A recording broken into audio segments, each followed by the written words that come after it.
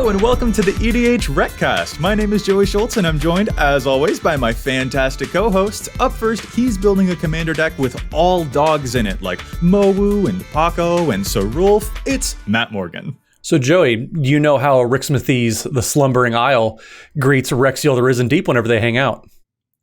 I would love to know how. They just say, hey, what's cracking?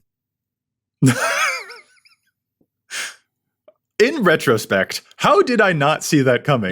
That's terrific. You missed a really low-hanging fruit one right there. It was Despite the fact that they're both underwater, and yet super shallow water type of joke that one was.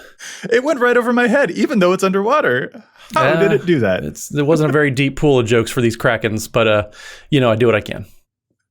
Anyway, up next, he saw that Matt has made an all dogs deck, and so he decided to throw an old stick fingers over there because he wanted to play fetch. It's Dana Roach. Why are elevator jokes the best form of humor? They just have so many levels. I did that joke like 2 years ago. I am mad at you. So I'm sorry to push your buttons, Matt. Oh, Matt, come on. That was I didn't think you would go down that low on that one, though. We're going to move on. What a weird intro this Basement dwelling humor, that Dana. We appreciate everyone so much. Let's actually finish these intros. You guys are terrific. Anyway, this is the EDHRECast. EDHREC is the best deck building resource on the web for the Commander format, compiling data from deck lists all over the internet to provide helpful recommendations for new Commander decks. And here on the podcast, what we'd like to do is give all of that data a little more context. Dana, can you tell us what it is that we're talking about in this week's episode? We're going to talk about decks that we de-optimized, that we didn't make better, but instead made worse. Why in the world would we have done such a thing? Yeah, no, this is going to be a very interesting topic, but there are some decks that we tuned, and then after playing with them and after thinking on it for a while, we detuned, and we kind of want to talk about that and share some of our experiences about why that would be the case. It should be a whole bunch of fun. Real quick, before we get into our main topic, I want to pause and thank Josh Lequai and the folks at the Command Zone for handling the post-production work on the podcast, making it look as spiffy as it does. And of course, we want to thank our sponsors for the show too. The EDHRECast is sponsored by Card Kingdom and TCG Player.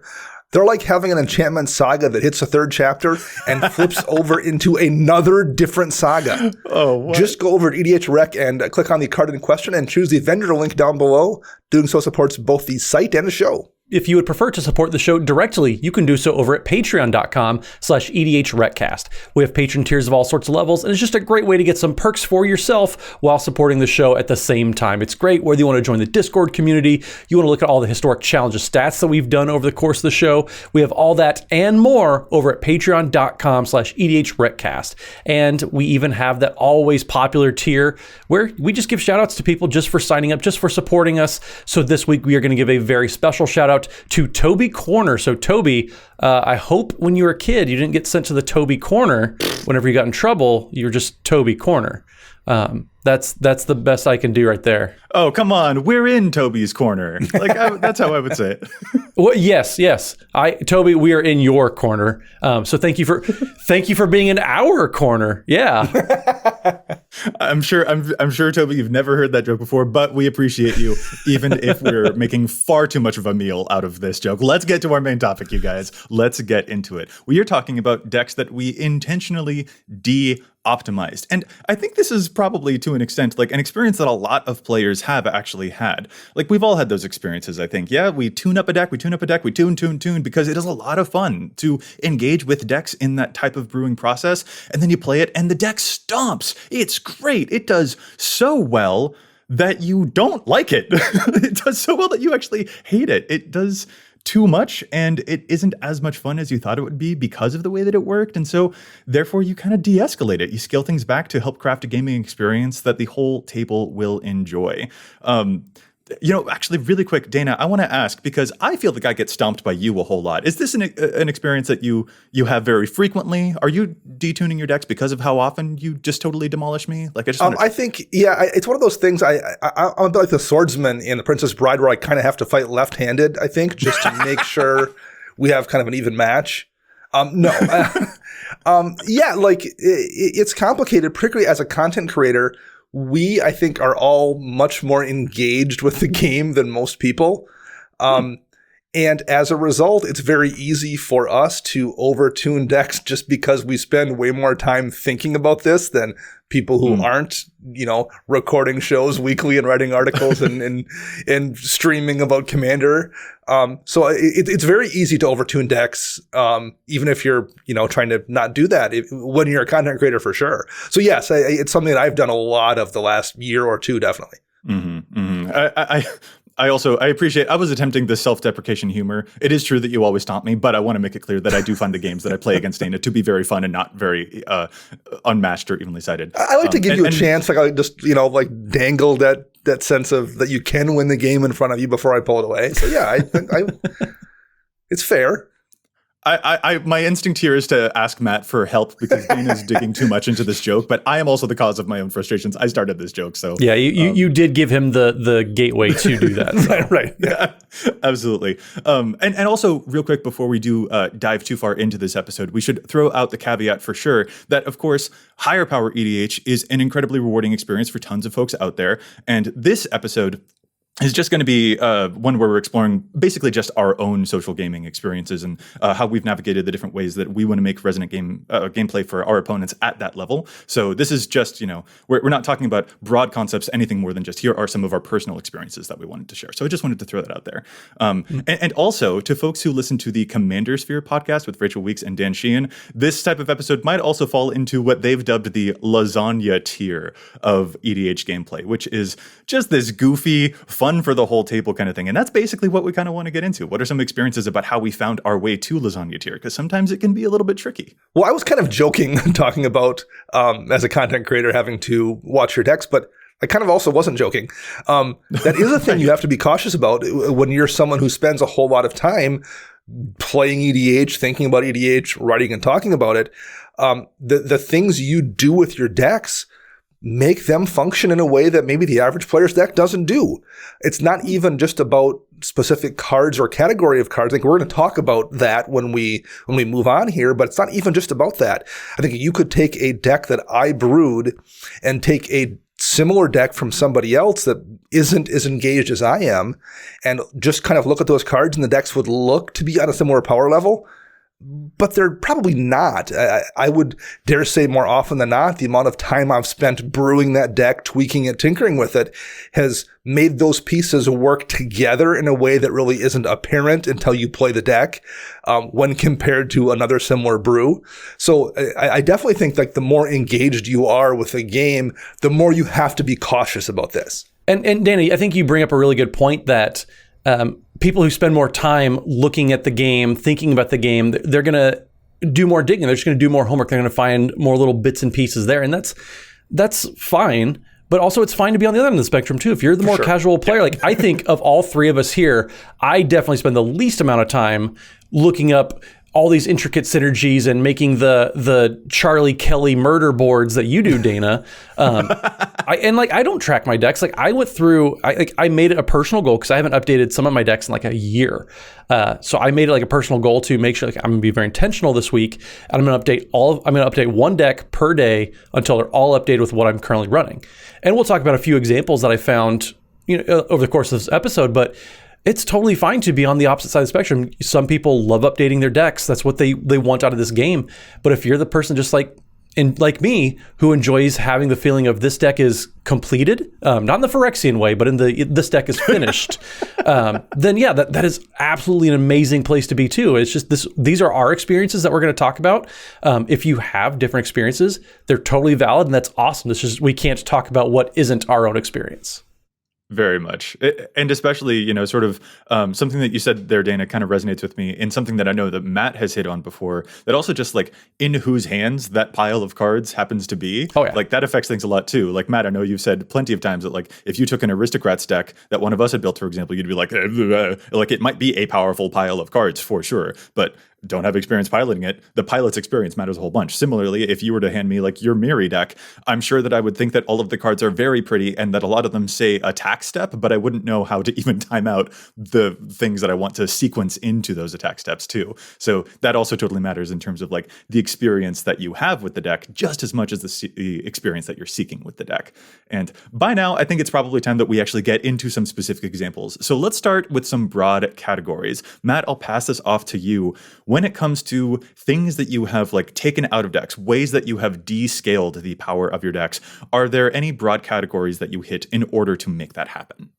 The first one for me, and this is something that I know Sheldon Menery has kind of championed for a long time, just since he is kind of the face of the format to a lot of people. But taking tutors out is kind of a big thing that I kind of undersold when I first had heard it. But then when I started doing that myself, of taking tutors out of decks, I noticed that the format actually tended to be a lot more fun. There was more randomness to it. You couldn't count on having, effectively 4 copies of the best card because you just had that one. So taking tutors out has had actually a very large impact on just how my decks have functioned, but also just my enjoyment, I think, has gone up because I play Commander because I want to get away from the min-maxing of the competitive formats, the competitive 60 card formats, excuse me. So having tutors out of my decks, taking those out slowly but surely, that's been something that I think has, at least on my end, impacted in a positive way how I get to experience my own decks and also for other people too, because, you have that one out. Well, you don't have 5 ways to draw that instantly. Right. I absolutely vibe on that wavelength myself. It just also just kind of feels like I don't know what's going to happen with my deck. That's the fun part. It's exciting. And it doesn't feel like I'm always searching for the same lines to do that. Like, yeah, that's very much a thing that resonates with me. Matt, in my games playing against you, one of those types of effects that I noticed myself taking out were certain types of removal that would just like single-handedly demolish a player. So for example, I know that you don't particularly enjoy stuff like Grave Pact, because that, with all of the aristocrats and sacrifice stuff that I can do, it would prevent my opponents from having a board state. And well, your decks tend to be very attacky, or you've got a Valduk deck over there, and there's just one creature you've got in play, which means that card, it just locks you out from being able to play the game and engaging with the game. And that, like, sure, it's powerful. It's very powerful. There's a reason that those are popular cards. But I don't have fun when you're not having fun, Especially if it's a persistent effect. That's kind of the problem, quote unquote, with Grave Pact, is you drop Grave Pact, and if you're playing the right deck, you can just maintain that over the course of the entire game, or at least multiple turns, versus, the comparison I would make, I guess, would probably be Scavenger Grounds, where you can stop the graveyard player from doing that big, huge, splashy play that will lose you the game. But that's it. Once you've done that with your Scavenger Grounds, it's gone, and they have a chance to do that again, versus a Leyline of the Void or something, which is a card I don't run, but that's going to prevent the graveyard player from just playing until they remove Leyline of the Void. So, and I love you for that, Dana. Thank you. Yeah, so that's where I draw the line. Like I'm totally on board. I don't mind having those pieces that, if I play carefully, can stop you from going off, but I don't want to stop you from playing. Yeah, that's an absolutely great point. Just, there's a difference between kind of those, Joe, I know you've used this analogy before, like those surgical scalpels of very precise ways to deal with problems, or just a blanket, very heavy-handed way to just stop that from happening altogether. There's a very, very big difference, and I absolutely resonate with that. Yeah. And Dana, you actually kind of took the words out of my mouth. There's a huge difference between Scavenging Ooze and Rest in Peace. There's a huge difference between a board wipe and a Dictative Erebos. All of those things, they effectively kind of do the same thing, just the magnitude of those is very, very different. Very, very much. Speaking of magnitude, another version of cards that I found myself kind of like taking out of decks too was also just like some of the most egregious or automatic maybe end game material. Like, I stopped having fun with Torment of Hailfire probably after the second or third time I ever cast that card. Like, it is super powerful. It is a game-ending card, but it's not even that it, I don't know, I just cast it and, the game's over. And it kind of gets this ho-hum thing, not even from other people. I'm not even saying that other people that I played against reacted poorly to it. I'm saying that I reacted poorly to it. It was just like, I cast it. This wasn't as fun as I thought it would be. I just got a lot of mana from my Cabal coffers. So that's another type of thing that I kind of noticed, like, when I win the game, I want it to be in a weird, resonant way. I want it to be something that I'll remember, and not just the 8th time that I cast a very game-winning spell. So that's another just example on my end. That's a perfect card to use for an example of that. I remember when Torment was previewed way back during that M1 Cat block, and I was shocked that more people weren't like clamoring for the card, and I picked up multiple copies of the date stamped pre-release foil at the couple pre-releases I went to, because I'm like, why would I not put this in every black deck? It's amazing. And then I cast it. I'm like, oh, that's why I wouldn't put it in every black deck. Because at least for me, it's not a very satisfying win to win the game, because it's like turn 8 and I top decked a Torment and the blue player was tapped out. I'm like, oh, well, so I'm just gonna win now. That doesn't feel good to me, at least. And Torment is the perfect example of that, particularly because it doesn't even necessarily win you the game that turn. It might, but it might also just make it so no one else can do anything for 4 turns, after which point you eventually win. Right. There's also that. I think that could almost be its own category of just like I win cards or just combos in general. Sure. I have a very like fine line that I'll walk. I took combos out of decks because I was like, okay, I did the thing, kind of like what you were talking about with Torment of Hailfire, Dana. Like, okay, I did the thing and I don't like this. That's kind of how a lot of combo finishes for me feel. So I still have some decks with a couple, but if I'm running a combo in a deck, I'm not running tutors for it. Or if I'm running tutors, like I make sure there's no like default thing that like is always going to be the best thing. So there's kind of a give and take there. So even if some of my decks still have those, I figure out like, do I want a combo in this deck? And most of the time the answer is no. I think I have maybe 2 combos in any of my decks anymore. I mean, I think also when it comes to like the combos, like typically you kind of get this attitude that you'll see from folks, especially in online discourses, where it comes to just like, oh, all combos are just like boring or something like that. And I'm like, no, like combo is certainly also a thing that I've kind of like prevented myself from putting into any of my decks, because that's not the way that I want to win. But like, I do still think that there are some decks that can only win with combo, you know, like if you're playing against a mono blue deck, I doubt that it's going to be creating a bunch of 2020s and going to combat with trample, like that kind of thing. Like combos can still totally be fun. It's just like the ways that the deck arranges them often are a big part of that experience. Yeah, definitely. The tutor thing Matt brought up really resonates, both in terms of combo and just tutor usage in general. I don't run many tutors in decks anymore at all, but the few I do still run are definitely in decks where there isn't an obvious target, where I'm, more than likely going to just grab a Phyrexian Arena or grab a board wipe to solve a problem. I definitely don't run them in decks where there's that one target that I want to go get every single time. Mm-hmm. Whether it's a combo piece or a Torment of Hailfire style win condition, whatever it is, the few decks I do still have tutors, it's only situations where it's open-ended in terms of what I'm going to go grab. Yeah, I really like that. Like that's what it comes down to for this. A lot of this, what we're talking about, is just shaping varied game experiences from table to table to table. And that's a thing that we're clearly all seeking. And this is a way to find it. Removing that linearity can be especially fun. And I don't know, embracing the singleton nature, like, it's 100 cards. Let's find out what happens, because it's just, it allows for those crazy moments to be a bit more prolific within those games. And that's really cool. Yeah. Matt, you were good. That sounded like, I was just agreeing with you, because I absolutely agree. Like that's the whole reason I think a lot of people play Commander anymore, because you want to play singleton format. You don't want every game to play out the exact same way. So you play Commander because there's 99 cards in a deck and there's a million ways for any game to end. Granted, game's got to end. So yeah, sometimes you have to find a means to the end. But also, like, how are you finding it? What's going on with the adventure to get to that point? There's a lot of questions that happen in between the start and the finish of the game. Oh, no, Matt, we've been over this. Adventure is actually a mechanic from Throne of Elden Ring. You've done that joke like 8 different times to me on this podcast. I finally got you back with one. That's not true. It's only like 6. Only like 6. It's still 6 times too many. I gotcha. Let's move on. We talked about some broad categories, and I'm sure that there are several others that folks would fall into some of those big broad categories too. But I actually kind of want to move now to getting into some specifics. So let's actually talk about some of our personal decks and the ways that we de-escalated some of those. Dana, let's pass it off to you. Do you have an example of a specific deck that you had tuned up and then that you had tuned back? The most glaring example is probably my Glissa the Trader deck.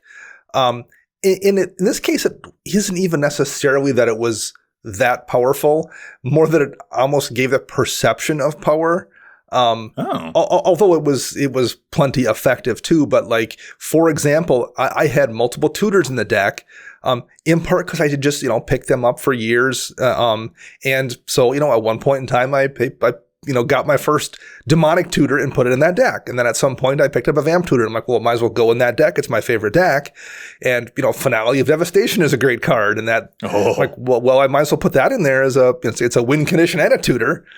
And, Violent Tumor came out, I think, in Modern Horizons 2, and it's a logical card to run in that deck. It has Death Touch. It'll go get me an artifact that I can put in my graveyard that will be recorded with Glissa. It was a, smart card to run. And at some point I realized, I've got like 7 tutors in this deck. And even though there isn't really a combo piece I can go get necessarily with those that is a win condition, it still kind of felt bad to vamp tutor, even if I'm just going to get, a draw engine or something. And then 2 turns later, demonic tutor. And then 2 turns later, cast Sidisi that has a tutor baked into her ability. Like I just found it felt bad to do that. Even if I wasn't necessarily winning the game because I was doing it, although it's definitely plenty powerful just to go get whatever piece you need. So those I pulled out of that deck, and that definitely like ratchets that power back. And there were also a couple cards in there that I picked up early on in Commander's lifecycle, Yawgmoth's Will being one, that is considered a crazy broken card in older formats. But when I got it 6 years ago, it was kind of a glorified regrowth. And it was a $15 card. It wasn't that expensive. I'd use it to like get back 1 land out of my graveyard and recast that removal spell or something. And that was it. But as time has passed, that card has gotten scarier and scarier in terms of perception, even though what I was doing with it hasn't changed. Right. So I also didn't want to run that. Not that it's not a strong card, because it totally is, but that's one I pulled out too, because it just like people didn't necessarily like seeing that card in a deck either. So that's another one I've pulled. So there's been, in the last year alone, I've probably made 8 to 10 cuts from that particular deck for more or less for power reasons. Well, and Dana, I think that deck and just a lot of the changes you made to the deck fall in line with something you mentioned a few episodes ago when you talk about you play a commander deck and make sure that you pick the commander that can handle the heat that the rest of the deck kind of generates for itself. Those are a lot of signpost cards that a lot of people associate with very high power. Yes. Especially like Yawgmoth's Will. That card, it's kind of known for being insanely powerful. And so taking that out to kind of take some heat off yourself, like, yes, you maybe lose a little bit of functionality points, but then the political and social aspect of the game, you actually gain some better points there. So yeah, you might lose a little bit, but in the long run, you're generating less attention towards yourself because people don't see you playing this $200 card. That's a real good point, for sure. I totally love that. There's one other thing that I noticed in what you were describing with the first ones of the different tutors and stuff that you were like Violent Tumor and those friends. Like, what you mentioned there was how gradual this process is. And that, I think, is going to be one of my biggest takeaways for this episode, is that this is a thing that can sneak up on you. Like, making a conscious decision to increase the power of your deck, that is sometimes a way that you go about the brewing experience. But often a way that you go about the brewing experience is that, as sets have gone by, you have gotten some slightly better cards and then some more slightly better cards. Like, Dana, you mentioned cards, different tutors from all across many different years of playing this game. And then you realized after a while, just like, oh, there's 7 tutors in here. I didn't even mean to do that. It just happened. I just saw those and I put them in. So like, yeah, this is the kind of thing that can really sneak up on you. And it kind of takes a hard reset moment to be like, oh, like this whole category might be, I've gone overboard. It might be this whole thing that I have to really interrogate whether I do want all of these, even though all of those changes were subtle and took place over a very long time. Well, and it's not even necessarily the cards in question, although sometimes it can be. But like it's possible you have a deck that has a demonic tutor in it, and what you're fetching with that demonic tutor maybe hasn't changed at all. But over the course of 3 or 4 years, the rest of the deck around it has gotten stronger. You were once running Tormod's Crypt for your piece of graveyard hate, and then Soul Guide Lantern came out, which is probably better most cases, so you upgraded to that. And then Lantern of the Lost came out, and in some of your decks, not all of them, but some of them, Lantern's better than Soul Guide. So you've switched Soul Guide out for Lantern of the Lost. So, there's changes, and if you multiply that across a dozen different cards or more, your deck as a whole make it more powerful, even if that particular tutor hasn't changed anything. So by removing the tutor, you maybe ratchet that power level of the whole deck back because of the other cards around it. I like your point. I wish you didn't have to invoke Graveyard Exile effects to make the point, because my Necromantic card is a little bit sad about that. If it's all right, I'd like to move to an example here for me, because just as much as this can be an incremental process that you don't notice, like suddenly your deck is more powerful than you realized it was just because of like multiple different cards coming out over time, the other version can also be true when you're trying to de-escalate a deck. And I'm going to use my Yannette Cryptic Sovereign deck as an example here. Yannette is the Esper Sphinx, the 5-mana 3/5 with Vigilance and Menace and awesome, just flying. I love her. When she attacks, she flips the top card of your library, and if it's an odd mana cost, then you can play it for free. Otherwise, it goes to your hand. Beautiful effect. I love it. And when I first built that deck, y'all know that I couldn't help myself. The things I put into it were like the Expropriates and the Void Winnowers, these 9-mana spells that were so incredibly amazing. And to make sure that I got those cards on the top of the deck, I also played stuff like Vampiric Tutor, which would take any card from my deck and put it right on top so that Yannette could free play it. And I think when I built the deck, kind of thought that it would be such a long shot to ever make this work that, you know, going a bit extra, going a bit harder in the paint with this would probably be the way to go. No. I just didn't really like it. And I thought this was a deck that I had to kind of peel apart in many different ways. And it's a thing that I've only recently done, like as soon as like 2 weeks ago, I'm still dealing with the power level of this deck. It might be kind of an inspiration behind why this episode is happening even. Like, I initially took out the tutors and thought that I was fine, but I kept stuff like my Elish Norns or the Expropriate. And after many other times playing it, no, those cards were still also just not the experience that I wanted. So then I removed those as well. And even after that point, I still wasn't having as much fun with the deck as I wanted to. So what did I do? I took out not just the tutors that I'd done, not just the big egregious odd mana cards that I'd already taken out, and all of the, 13 mana Emrakul's and those. Not only did I do that, I also just kind of made the deck worse in a lot of ways to make it funnier. I took out a lot more of the support pieces that it would need and just started adding random 7-drops because that's what I want from this. Goodbye Smothering Tithes, goodbye Protective Spells, goodbye Counter Spells. Instead here, I'm going to flip a Grave Endeavor. Do my opponents know what that card does? No, but it's 7 mana and they've probably never seen it before, and that's going to be more fun. That is actually the experience I've been wanting from this deck. And it took me just as many years to untune that deck to a place where I finally actually feel happier about what it's doing, because I wanted to embrace that randomness and variance. So sometimes, I guess just what I want to say is that it is hard to detune decks sometimes because you think you've done it and maybe it didn't actually hit the right note for you yet. And Jason Alt, who kind of helped form the show here over at From Brainstorm Brewery, he's mentioned a lot of times on social media, on his own podcast, how a lot of times it's harder to take a powerful deck and power it down. A lot of times it's easier just to start a new deck. And so this is just, it's a hard process. And like, it is kind of silly to think about, but like, there's a lot of truth that like, this is a hard process. And anybody who's tried to lower the power level, everybody's always thinking in this mindset of, well, I need to optimize. But having the reverse mindset of that, like you're completely shifting gears. And it's a very hard thing to navigate because you also don't know, is this card that I'm throwing in instead, is this accidentally going to be better in some situations? Right. Well, and here's especially there's sort of a cyclical nature to some of this stuff too. When I had Yannette as, big and brassy as she was going to be, flipping these huge 9-drops that were, Void Winnower prevents my opponents from casting a bunch of spells. Like when folks know that that is a capability of the deck, they will come harder for Yannette and try to, get rid of her faster. Hence the reason why I put counter spells into this deck and why I felt I needed to protect her a whole lot. But that actually affects the density of how many 7-drops or 9-drops I can even fit into the deck in the first place. So it again goes back to that point that you made, Matt, about the reputation that the commander has, and can your deck actually take that or not? And I think I had kind of like convinced myself when it came to this deck why I should increase its power a little bit more, because Yannette's never going to stay in play. So I got to protect it even more. I got to play these fancy cards. I have to make it so that when she does get an attack off the top of the deck,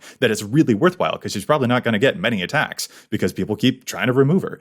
And if I just sort of like scale back each of those individual ingredients it did happen over time, but like that will change the way that Ynet is viewed by other people. So yeah, I just, again, goes back to that point you made. I absolutely love it. So I have an example here too for everybody.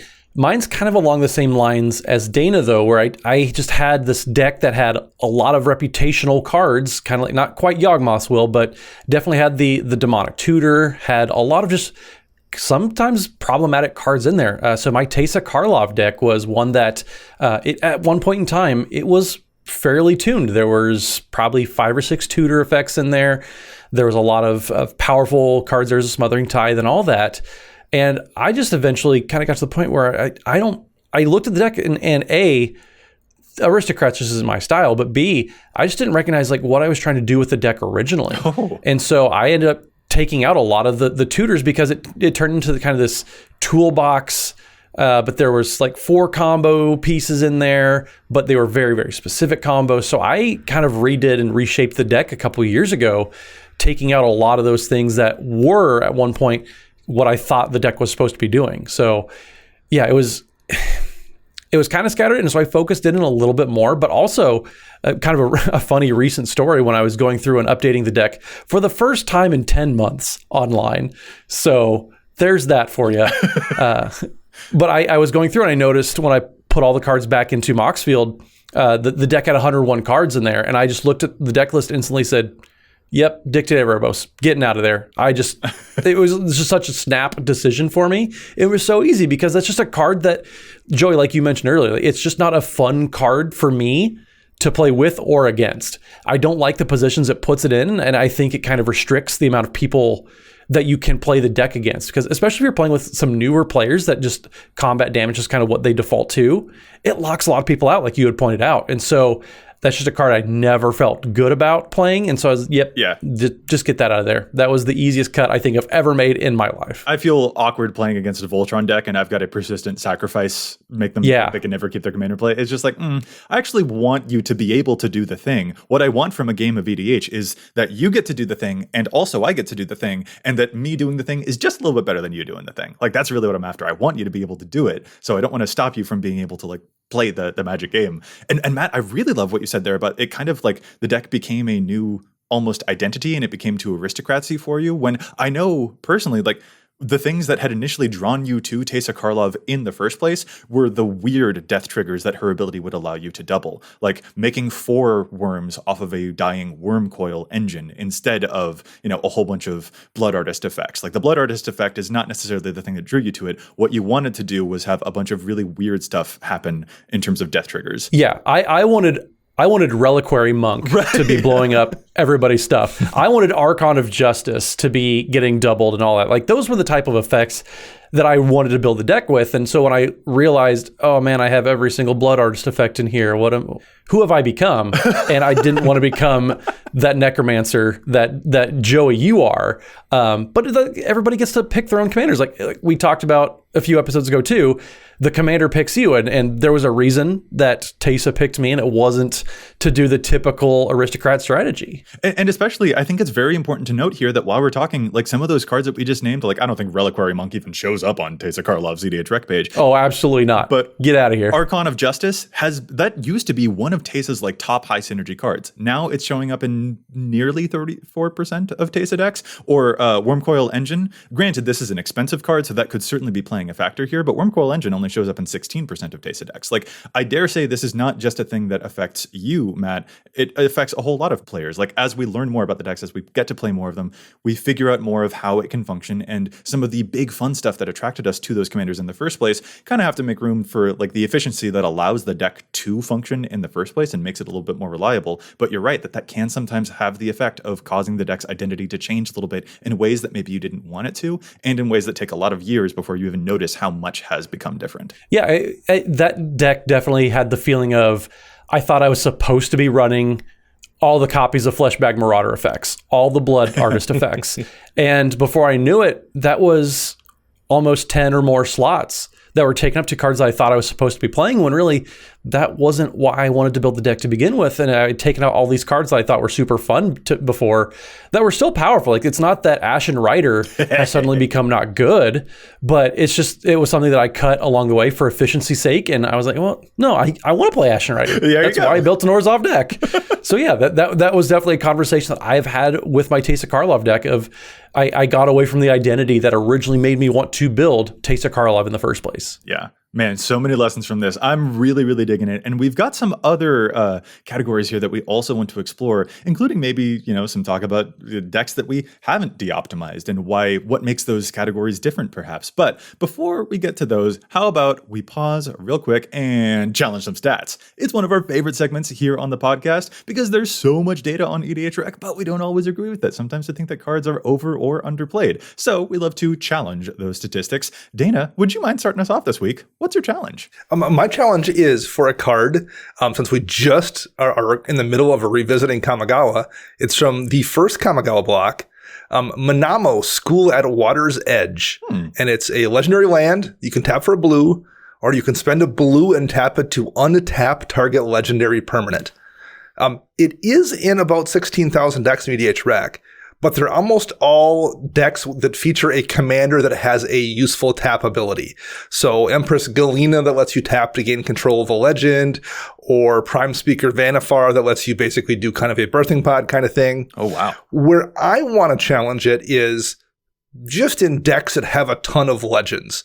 And the reason that's relevant is we did a show about a year ago, episode 147, called The Legend Explosion, about just the sheer amount of legends we've gotten in Commander. And in the year that's passed since that show, that hasn't changed. We had 160 some legends last year. It wouldn't surprise me to see us pass that number this year. As a result, decks just have a ton of legends in the 99. And looking at a couple of my decks that happen to be blue, I have two lists where half of the creatures are legendary creatures. Ooh. So in a deck like that, Manamo just gives you a way to give one creature pseudo-vigilance, or at the very least, it gives you a combat trick. So when someone swings in and thinks you're defenseless, just untap that big beater and you now have a blocker that at the very least will maybe save you from taking damage, but may actually kill someone's creature and your creature will survive. There's just no downside to it. It doesn't come into play tapped. It makes blue mana, so short of a Blood Moon kind of effect, the opportunity cost is basically zero. And in a lot of decks, it grants a decent bit of utility. And I think it should probably see more play in decks, particularly ones that have just accidentally accumulated, 4, 5, 6, 10, 12, whatever legends just in the 99. Talk about things that change over time, over the years. Yes. Like suddenly you don't even realize it, but the density of legends in your deck has gone from 2 to 20. Just like, right. yeah. Exactly. I feel that. That's a really cool pick.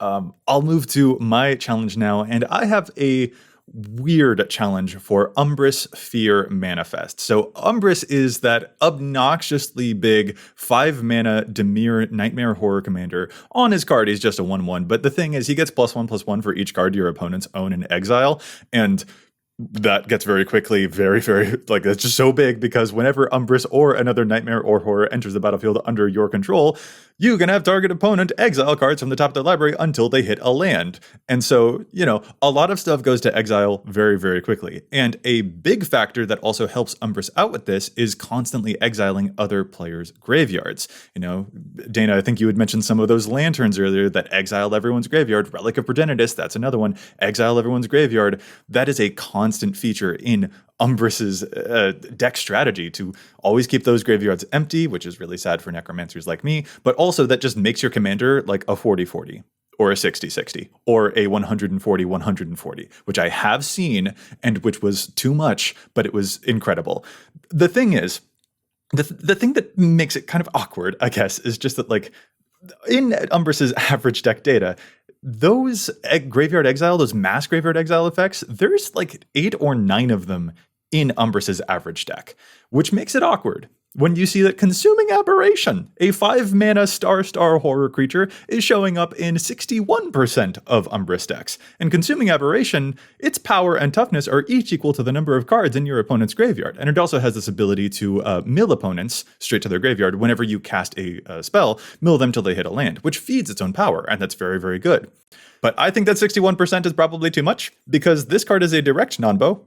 With all of the scavenger groundsies, with all of the lanterns, this card is frequently a 0/0 when you try to play it in Umbris, because the entire deck is built to constantly exile everyone's stuff and to keep their graveyards empty basically all of the time. So this is usually just a 5-mana 0/0 in the deck, and I think that deserves a little more scrutiny than it seems to currently be getting. So sorry, Umbris, but if you're going to exile my graveyard, then I'm going to challenge one of your favorite horrors here. Well, Joey, speaking of horrors, I actually have a challenge from a listener this week that is for a certain slug horror that recently came out. So this week we have a challenge that comes from our listener Blake Dinius, who sent us an email at EDHRECast@gmail.com talking about a certain card that's getting played in Toxrill the Corrosive deck. So Toxrill is that new Return to Innistrad 3, not Boogaloo, but whatever the third one is.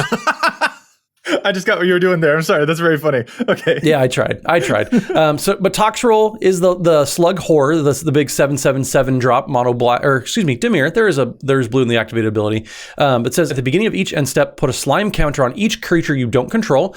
Creatures you don't control get -1/-1 for each slime counter on them. And then the key ability here that sparked the challenge was whenever a creature you don't control with a slime counter on it dies, you create a 1/1 black slug creature token, and then you can also pay Dimir and sacrifice a slug to draw a card.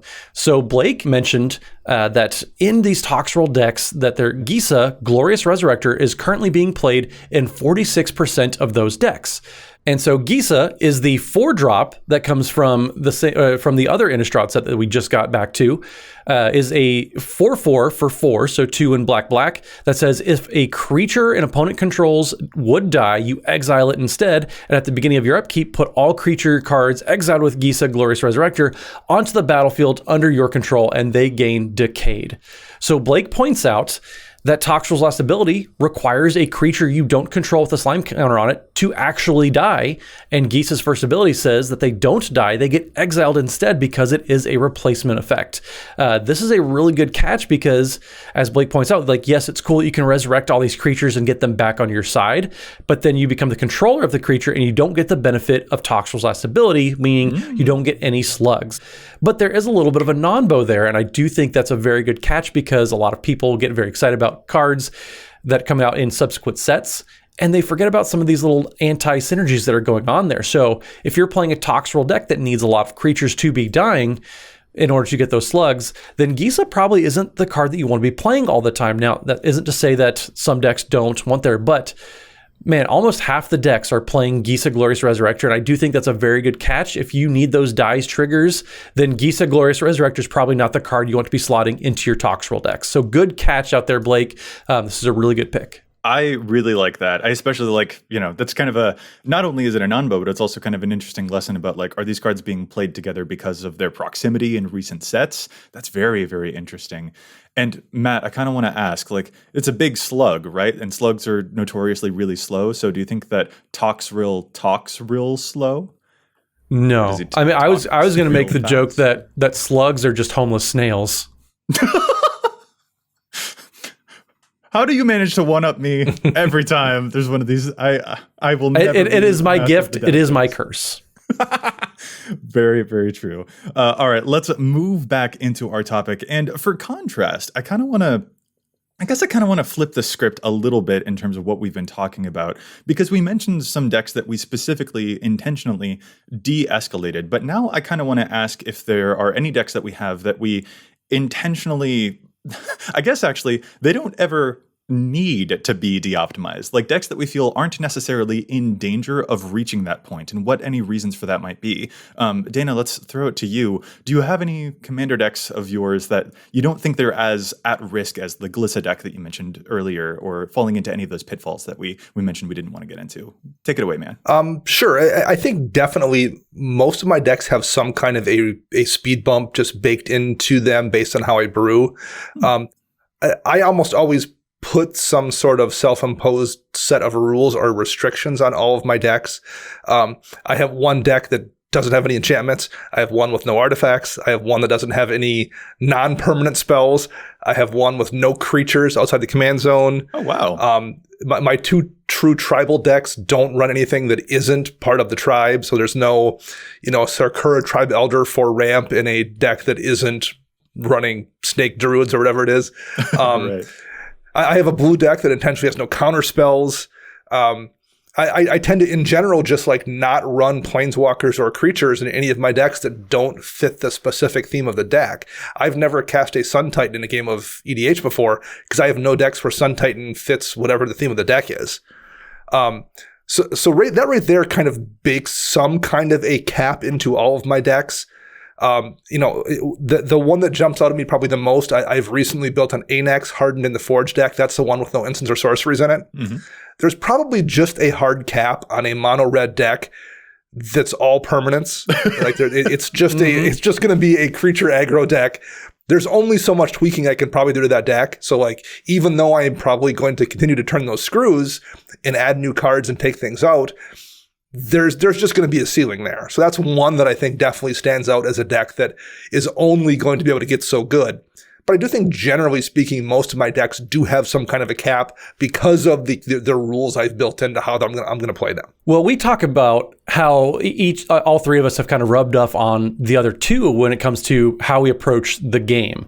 I've made you guys a little more casual about it. And Dana, one thing that you definitely have inspired me to do is whenever I apply a theme to a deck, it seems to help give it a little more direction with what I want to be doing, but also it helps guide the power level quite a bit too. And that's one thing that I've always appreciated just about your approach to the game is it's not that you're not making powerful interactions and synergies, but you're able to kind of guide everything a little bit clearer than the typical brewing process that I know I always went into decks with. So folks at home, having some sort of idea for it is what limitations do I want to put on there? What can I help guide the creativity, but also the power level?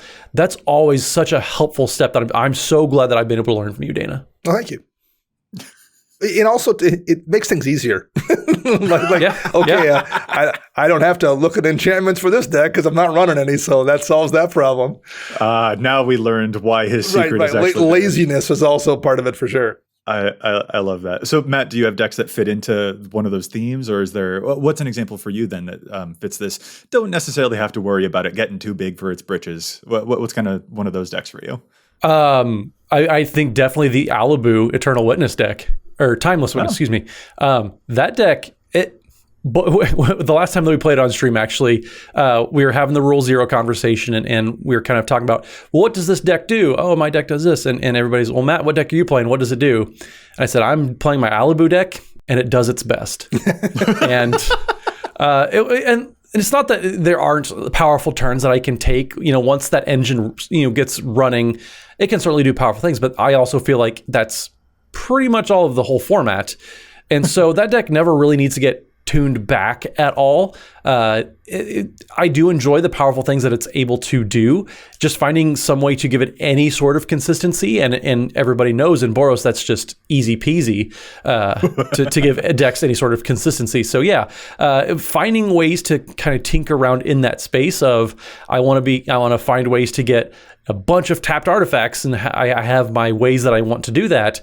But also, how am I going to find, because I have either payoff cards or I have all of these ways to tap artifacts, but then I don't have a whole lot of ways to find it because I also don't run a bunch of tutors in that. I don't run any tutors in that deck, actually. So finding all the rummaging effects, impulse draw, finding ways just to give it consistency is where it struggled. But it's also at kind of one of my favorite power levels, I think, over the past couple of years, is with how good precons have gotten lately.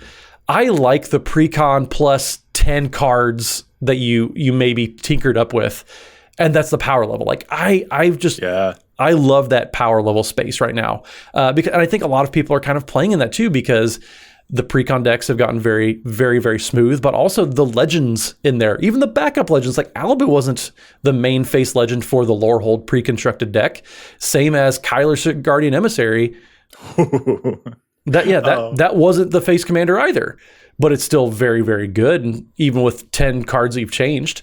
So yeah, I think Alibu is just a very good place for me. I really enjoy the deck, even when it does struggle, because it doesn't need to be tuned back, because like every single deck in the format, it can do powerful things if it gets going, just helping it get its wings. I appreciate that. And also, like, that Kyler deck, talk about decks that, that one's such a fun power level as well, but it is certainly a different level of scale in terms of their... Definitely. A thing I actually kind of suspected that what you might bring up for this question was actually going to be your Vivictus Asmati the Dire deck, which is, you've kind of just bolded it to be like, I don't know, the curve starts at 4. Like, you don't have a lot of acceleration or stuff like that. You just kind of like, here's a bunch of 6 drops. Here's a couple of 7 drops. Here's a bunch of 8 drops. Like, it's Yeah, Vivictus that definitely qualifies in this category too, where it's just, I'm going to start playing 6 drops eventually. And if the game goes on long enough, I'll cast 2 in 1 turn maybe. And yeah, if the game is getting to turn 12 where I'm able to do that, then who knows what's going to happen. But also, I think outside of the Protean Hulk that I have in the deck, which I remember I played that on stream, and in chat instantly was like, oh my gosh, what is he Protean Hulking for? Oh no. And yeah, exactly, Data. I got a Wood Elves, a watch out, a Sylvian Caryatid, and a Bird's Paradise. I was like, that's what I want. I don't want a combo. I don't feel good about that. I'm just getting value. And that was the first and last Protean Hulk cast for value in the history of Commander. Absolutely. I'm sure that's true. Sort of for my example here, one that strikes me is that I've got a Karazakar deck that I don't think is in too much danger of getting too feisty with the table or causing experiences that I won't enjoy, I guess is the way that I'll phrase it. Karazakar is the Rakdos Goad commander. Like, when he attacks, he can go to your opponent's stuff, and that entire deck is just built to make my opponents attack each other. And very frequently, because of Karazakar's draw a card and lose a life trigger, like, I get a bunch of extra card advantage off of this, but I'm also like, my life total depletes really, really fast. But like, I'm just there to cause a little bit of chaos.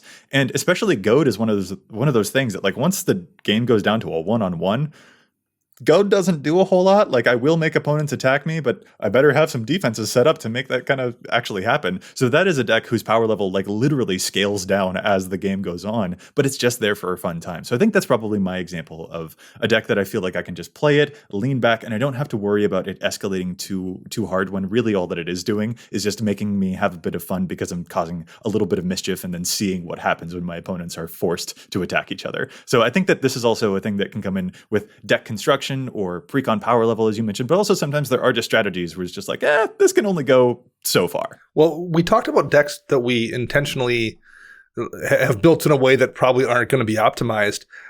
Do we have any ones where we didn't de-optimize them, where we were happy with them at the kind of higher power level? Okay, I really like this question. Like, these are the places where we put all of the really big stuff, like we want them to be as powerful as possible kind of thing? Yeah, I think so. Well, you first. You asked the question. You should answer the question first. Sure. The one is probably my Reki History of Kamigawa deck. That's one I just haven't worried about the power level on it very much.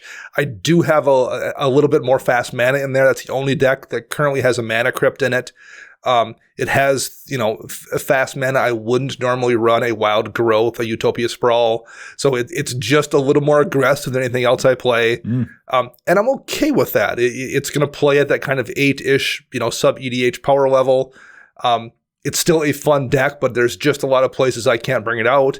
And I definitely could ratchet that back. But, there's nothing wrong with having 1 or 2 of my decks playing in that space too. So that's the one for me that over the years, it's definitely crept up in strength. And that's fine. I'm okay with it being where it's at. I've made no attempt to rein that one in. Matt, should we let him know that he said sub EDH instead of saying sub CEDH? I mean, I heard it, but I was just going to let him just continue on. Maybe that wasn't actually a slip. Maybe he actually is playing like it is right. It's that bad. It's still at the sub regular EDH level. It's not even the command sphere lasagna tier. It's like Yeah, it's ricotta sub cheese lasagna. tier. Yeah. Got it. It's just ingredients tier. It's actually his Recce deck is actually just 99 forests. It's technically a deck, but like why?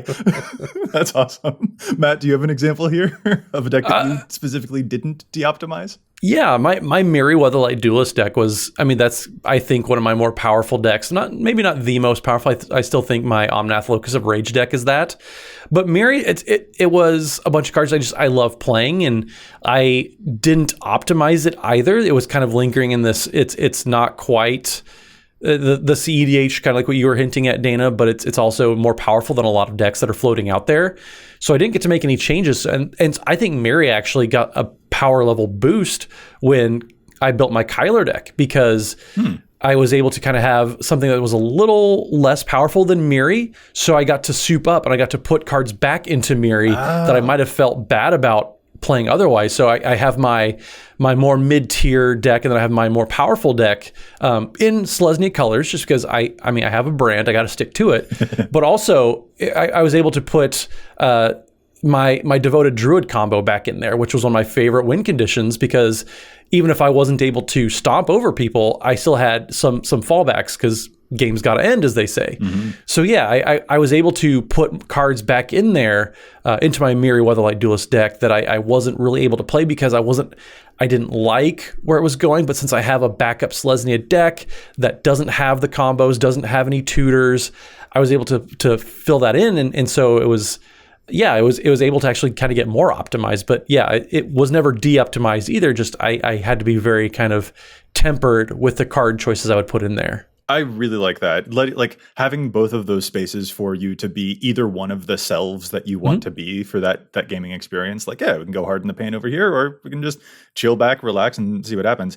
Like putting all of those options into another commander deck freed up more of the options for the other one. It allowed it to carve out more of the identity and the power level that you were looking for. I love that. That is such a good lesson, Matt. Yeah, definitely. That's exactly what my thought process was. Yeah. Yeah.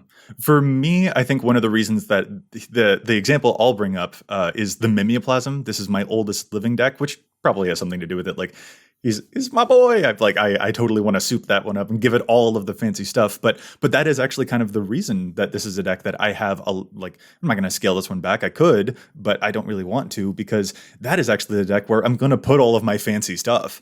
And that is the lesson for me, I think, when it comes to stuff that I won't de-optimize. It's like, I was fortunate enough to get a Survival of the Fittest, and that's a really expensive card now. But I want to play it somewhere. I want to have a deck that plays it, or I did actually open a Mana Crypt.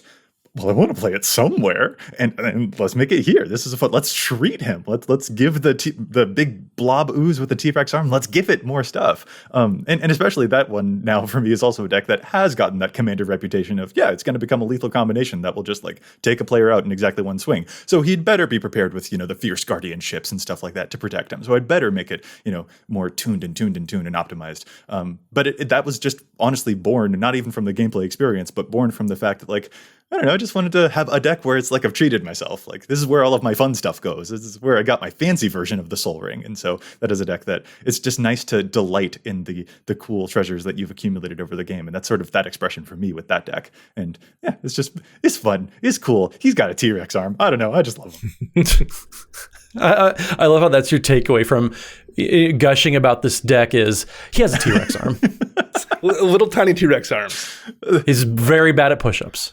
No, he doesn't have T-Rex arms. He has a T-Rex for an arm. I need this to be understood, Data. It's terrific. Fair, that's fair. So here's a really good question then that I think we all have been maybe pondering a little bit. Everybody at home maybe has as well. But I want to hear everybody else's thoughts on this. Is what's the line between I'm going to descale this deck, I'm going to power it down, and it's not worth the effort, so I'm going to take the deck apart completely. Where do you both fall on this? Because it's always been a balance, and I'm not sure, but I want to hear where you guys are so that maybe it can help guide me moving forward. Well, so here's a real example for me that happened in the last 10 days or so.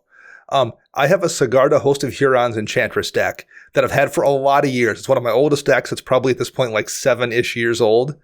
And it was a lot of fun when I first built it. But as time has passed, we've gotten more and more Enchantress effects. which was great at first. But about the time we got Sithis in, we hit a threshold where the deck almost felt too easy to play. Number one, Enchantress is kind of difficult to interact with anyway.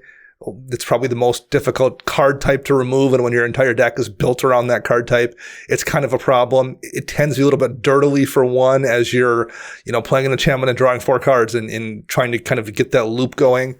A lot of people are just watching you fiddle with magic cards, which isn't the best thing.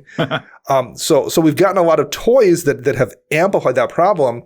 And then right now in this new Kamigawa set, there's been a bunch of stuff that interacts with enchantments as well that's quite powerful. Things like Light Pause Emperor's Voice that is going to let you 2-drop an enchantment when you play one, or Michiko's Reign of Truth that lets you, buff your creatures. There's just a lot of really decent gas here for Enchantress decks. And in looking at my Enchantress deck that I was already a little bit bored of because it felt too easy, I just said, I could, I guess, find room for these cards, or I could just stop playing the deck. And I chose to just take the deck apart. I felt like there was so many tools that I didn't know what a reasonable amount of them to not run was. Where do I draw the line? Do I just not run some Enchantresses? And why am I choosing to not run the ones I'm running? I just couldn't find a good middle ground. And I just realized that made the deck boring. It was just too easy to be good. So I quit playing it. So that's a deck I've taken apart rather than detune because I couldn't figure out how to detune it in a logical way. So I just gave up. Interesting. Man, Matt, this is a good question. I don't know if this is a satisfying answer, but it is the only one that's coming to my brain right now. But I'm thinking of a deck that I did take apart, which was Yidris Maelstrom Wielder, who was that amazing 4-color non-white Cascade deck. And I had actually tried to put a restriction into that deck to make sure that it didn't go too bonkers. I had tried to make it a bit more Voltron. Like the things that I would actually be casting would be things that suit up Yidris so that he can deal a bunch of commander damage. And then as I play more auras and equipment to put onto Yidris, I'll just keep cascading and get extra free value. The thing that I think stands out to me in terms of why I might have taken apart compared to another deck that I've just detuned, like Yannette that I mentioned earlier, those are both commanders that flip stuff off of the top of the deck.